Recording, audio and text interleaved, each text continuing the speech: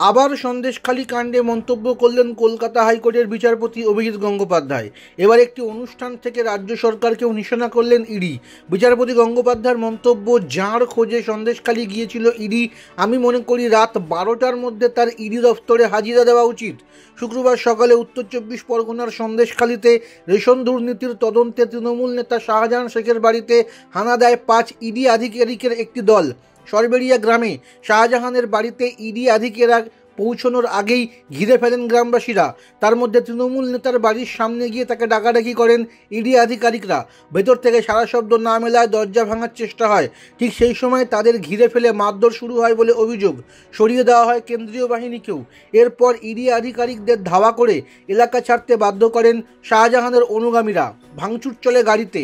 সেই সময় তিনি ইডি আধিকারিকের জখম হন বলে খবর। তাদের সল্টলেকের বেসরকারি হাসপাতালে ভর্তি করিয়ে চিকিৎসা চলছে। এই ঘটনায় রাজ্য রাজনীতি তোলপাড়। বিরোধীদের সমালোচনায় পড়েছে শাসক দল। সন্দেশখালীর ঘটনায় সমালোচনা শোনা গিয়েছে আদালতের ভেতর থেকেও। সকালে বিচারপতি অভিজিৎ গঙ্গোপাধ্যায় মন্তব্য ছিল, রাজ্যপাল কেন ঘোষণা করছেন না যে রাজ্যে সাংবিধানিক কাঠামো ভেঙে পড়েছে? বিচারপতির এই মন্তব্যের পর রাজ্যপাল সিভি আনন্দ বোস কড়া বার্তা দিয়েছেন রাজ্য সরকারকে।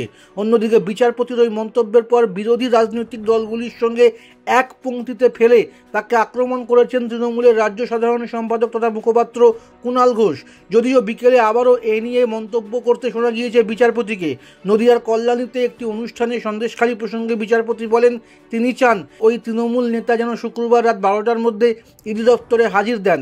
এর পাশাপাশি সাংবাদিকরা আইন শৃঙ্খলা নিয়ে প্রশ্ন করতে বিচারপতির পাল্টা প্রশ্ন, রাজ্যে আইন শৃঙ্খলা আছে বলে আপনাদের মনে হয়?